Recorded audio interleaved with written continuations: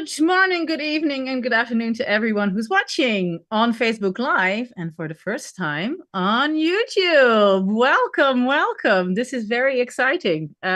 So we've been on Facebook Live for, I think, about a year now, but we've decided to go live on YouTube as well. So if there are any technical difficulties, bear with us. We have a great person behind the scenes. I'll introduce her in a minute as well.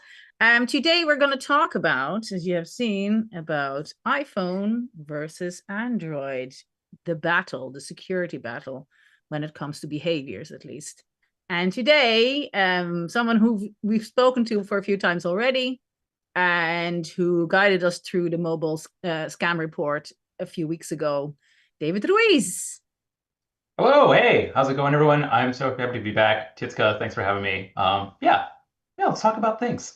Let's talk about things. And thank you to somebody who's behind the scenes, who we finally have kind of like a director, or however it's named. Darta is behind the scenes. And thank you very much, Darta, for setting this all up, because, yeah, you make our lives so much easier.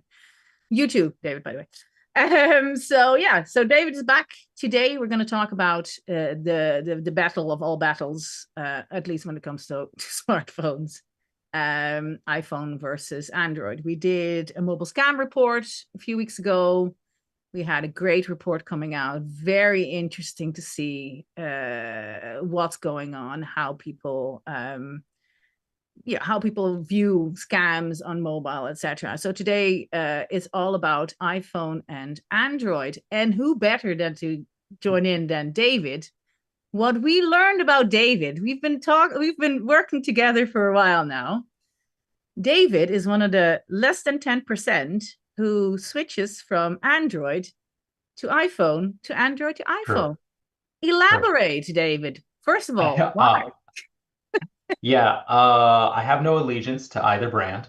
And look, as much as like I work on a lot of privacy here at Malwarebytes, a lot of online privacy issues, cybersecurity issues, obviously. Um, I am someone who is attracted to a good-looking product. That's it. Like if a phone looks better than the other one, if honestly it can come down to color. Like it's like, oh, that color is really sick. I'm like, well, all right, I will switch operating systems, I will switch apps, I will switch all those things.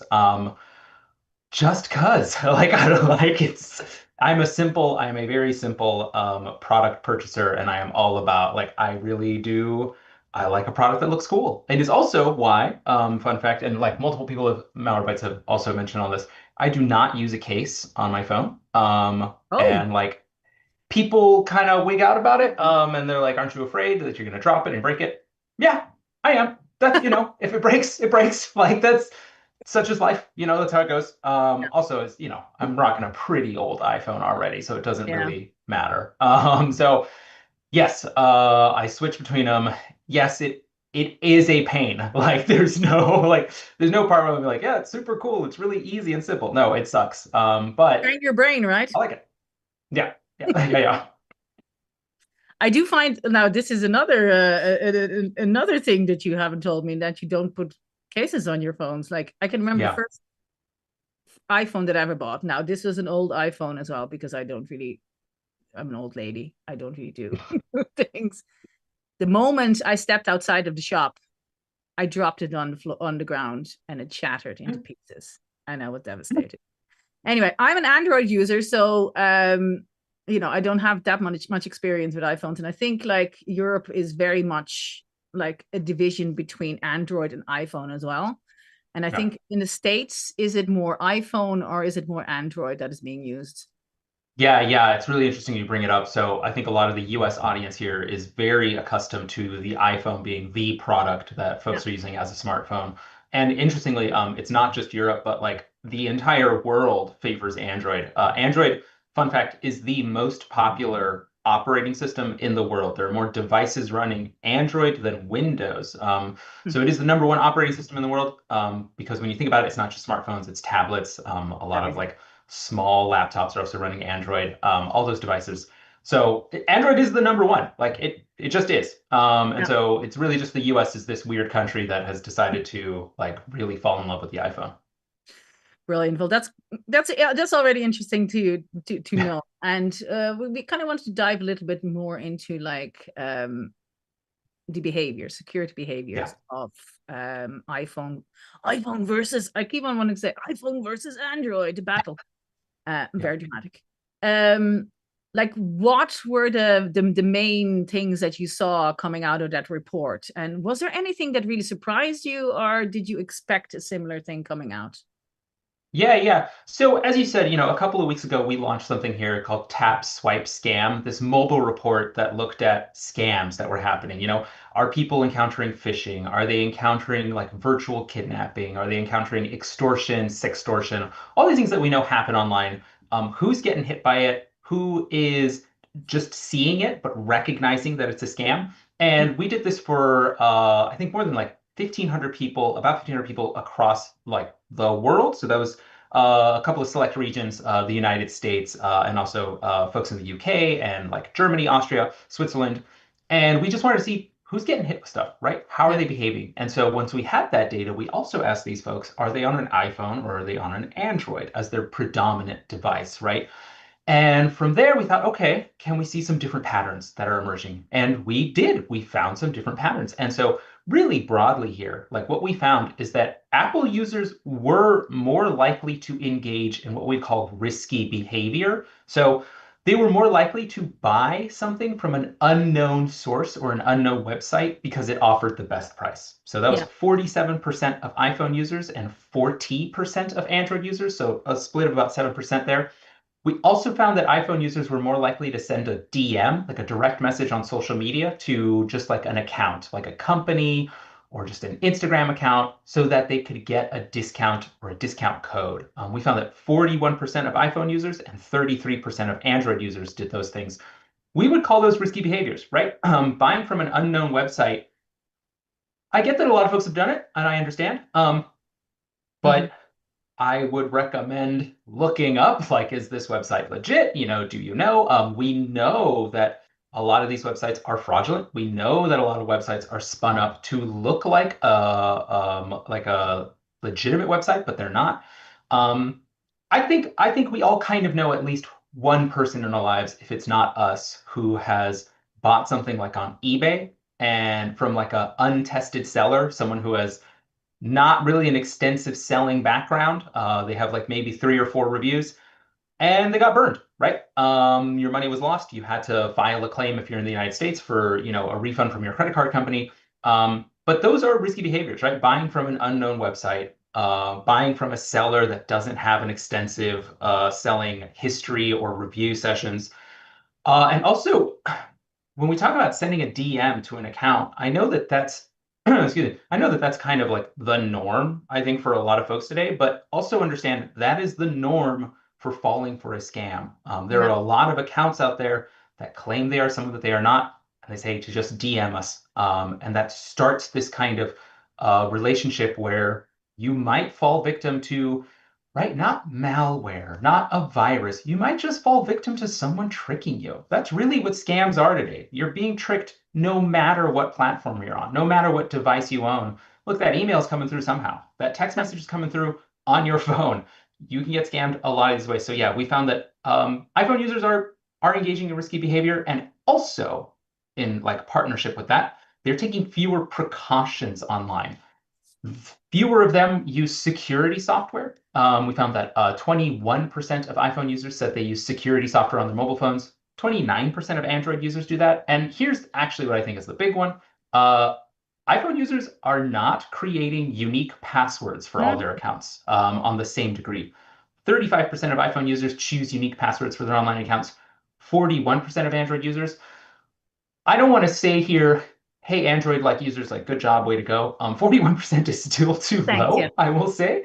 But 35% is also very poor. yeah, yeah, yeah. When we talk about the things that you should be doing, it really is choosing unique passwords. Like that's, Mhm, we know it works. It's proven to work. yeah. Folks should do it, and there's nothing about the device that is holding you back, right? There's nothing where you can say, well, I can't do that on iPhone. Yes, you can. Like, yes, you absolutely can. You can do that. Oh, I can't do that on Android. Yes, you can. 100%. This is Yeah. not a device thing. This is good behavior. This is protecting your accounts in case of a breach. So that's broadly what we found. And it was odd, I will say. It's strange. What do you think is, because yeah, there is a difference, but still you say like, both of them pointing the finger. We all have kind of poor security Yes, yes. behaviors. Like, where do you think that comes from? Like, do you think there's a difference between the reason for that between Android and iPhone, or do you see the same kind of causes for that? I do think there is a difference here with iPhone users, and we can see that the data backs it up. But I think that for a long time, Apple users in general have been led to believe that their Mm. devices don't get viruses, right? We had a commercial 19 years ago, Yeah. I'm a Mac, I'm a PC, and the Mac individual says, "Oh, we just don't get viruses."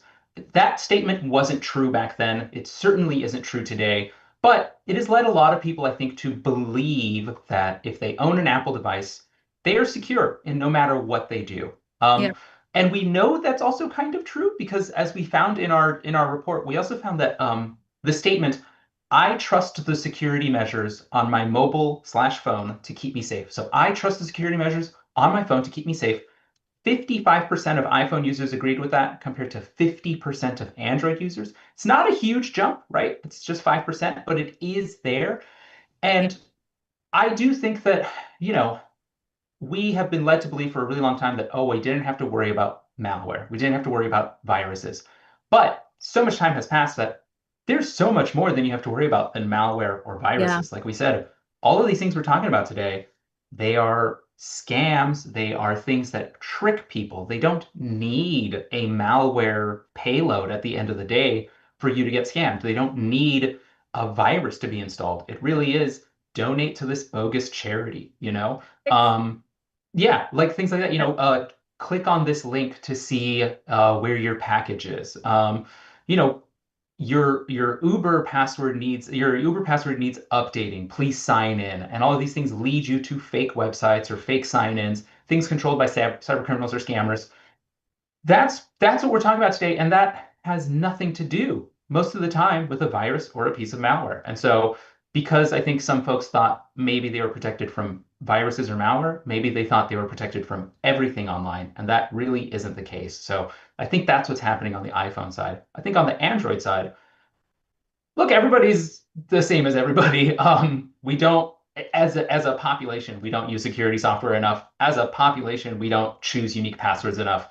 No. We've been telling people, the cybersecurity industry, we've been telling people for what, as long as links have existed, to not click on links.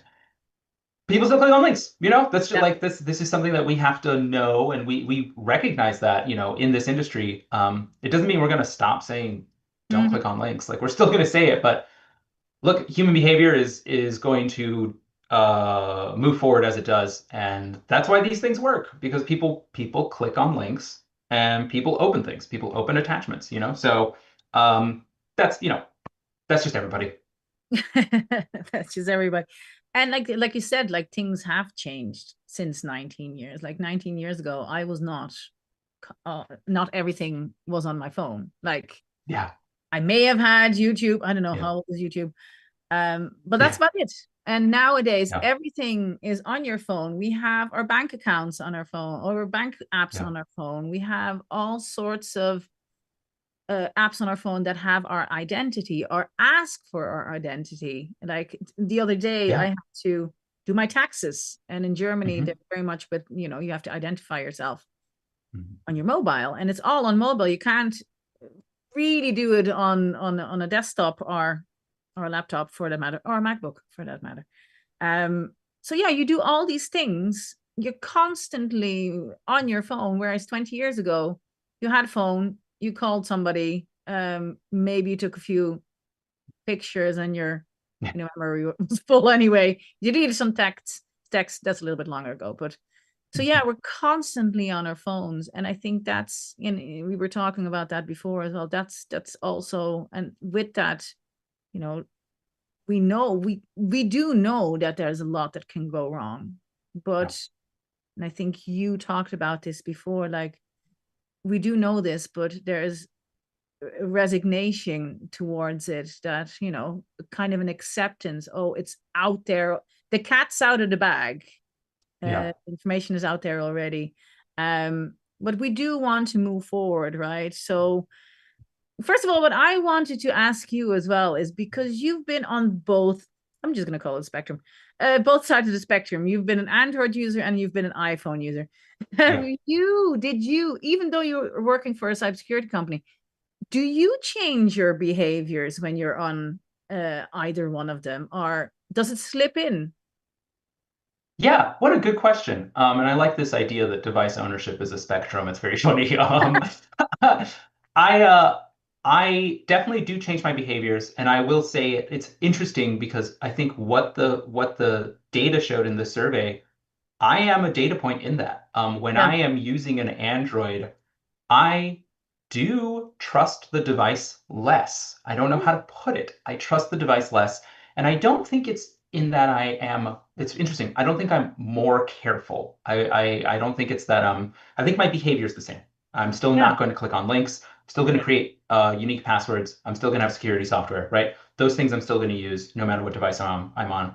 But because one of the things I really enjoyed about Android when I was on that, I'm not on an Android right now. When I go back to it, one of the things I love is I do love the customization. I like adore having a phone that is truly mine. I love that it looks unique. I love that the what are called like launchers, you can change what the operating system looks like. I love things like that. I love gestural controls. I'm a huge fan of just programming like swipes to open an app or to launch a calendar invite, things like that. I'm just a really really big fan of stuff like that. Because that requires getting more into the device, I would say. yeah, I think yeah, there's this inherent understanding of there's a lot of things that can go wrong, like I'm too in the weeds and I get a little anxious about it. And so I do trust the device less. Like the fact that I can do all those things means that maybe there's some permissions that just simply don't exist on the Apple side. yeah. And while I enjoy those things, it does also lead me to believe, well, I don't know, man. This is kind of a little more open, a little more permissive. And so, yeah, I will say that while I don't change the behavior, my trust in the device is different. Mhm. Yeah, it's interesting. I never really thought about that.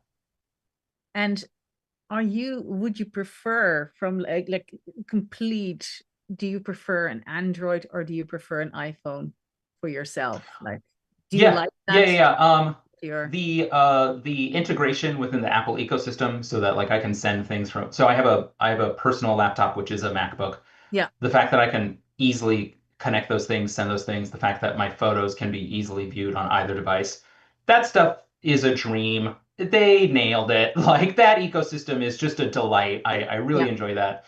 Um, at the same time, I don't like iOS. I don't like like again going back to just me being like interested in design. mhm. Uh, I don't like it. I don't have a good reason. I'm not like this isn't a treatise. This just I don't enjoy the operating system. I enjoy the Android operating system. I like that I can fiddle with it. I truly enjoy that stuff. So it's always that's why I switch. That's it. It's like, well, I'll get 5 years, 6 years of a very nice ecosystem, but I won't be able to do anything that I really like. Yeah, yeah, yeah. And then I'll get 5 to 6 years of a pain in the ass every day, but my phone looks cool, like that's all it is.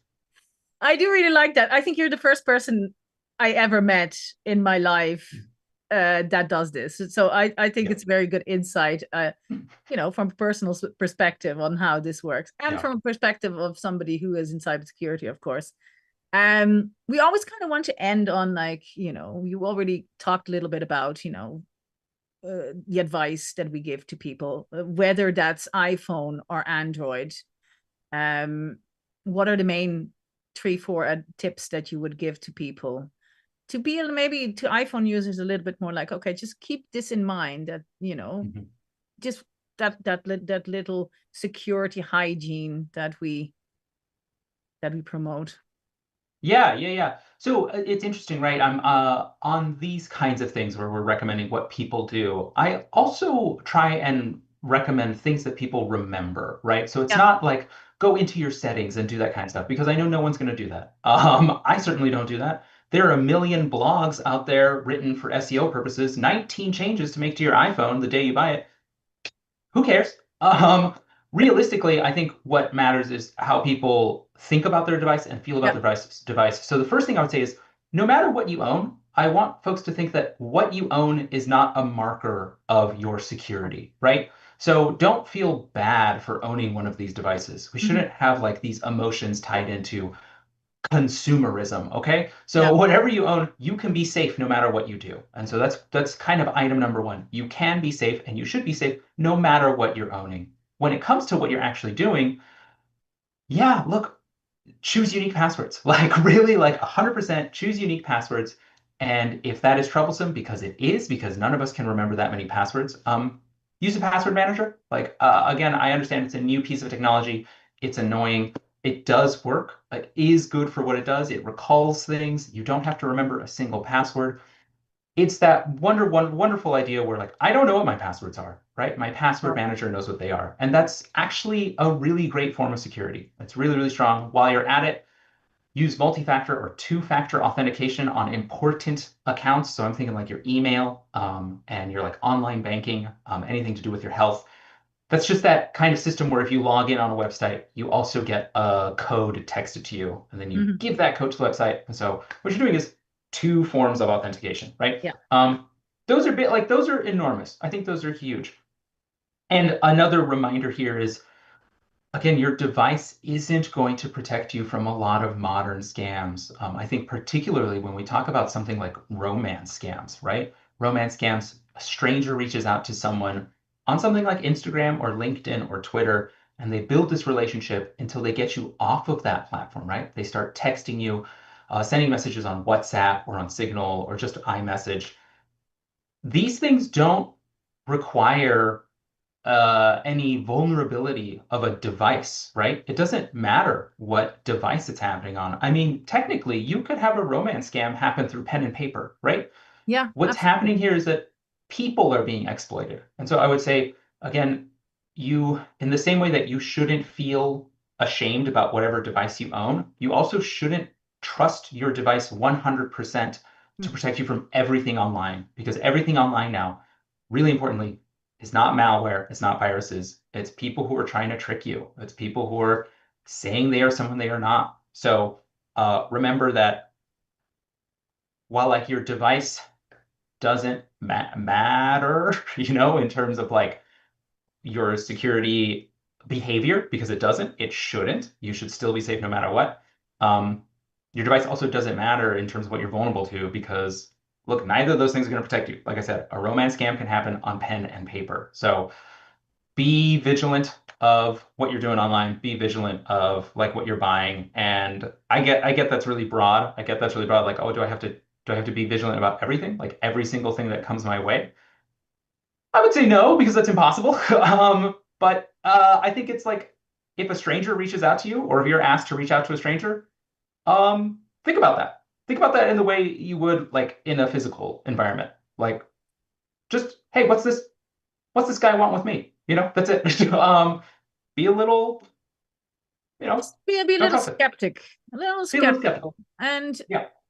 I think we just released a blog on labs on our Malwarebytes Labs blog page, and it says that and we have a community of people. Like even the other day, my cousin, who I speak to maybe once every 5 years, called me and said, "Can you double check this? I'm trying to Yes. buy something from Ireland. I used to live in Ireland.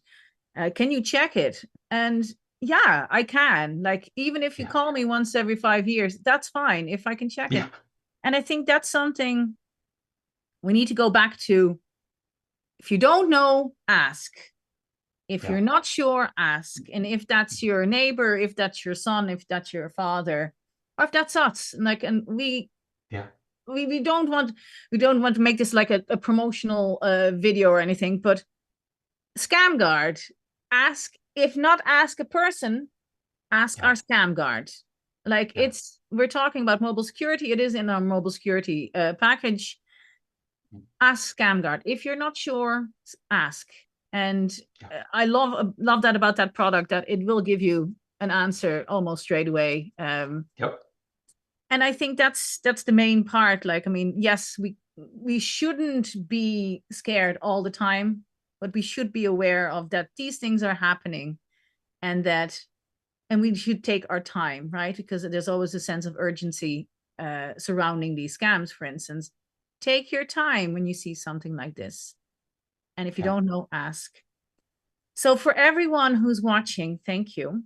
I think the next step is check out our blog. You find all the information, all the interesting differences between how iPhone users think, how Android users think and behave when it comes to cybersecurity and scams, and like you said, trust in their device, trust in the operating system. Have a look at our blog. It's very interesting. Or if you want to view the whole tap swipe scam report, it's also on our website. It's super interesting. It is something that we talk about a lot, mobile security in general. So, oh yeah, I can see the video is playing. I love this. Yeah.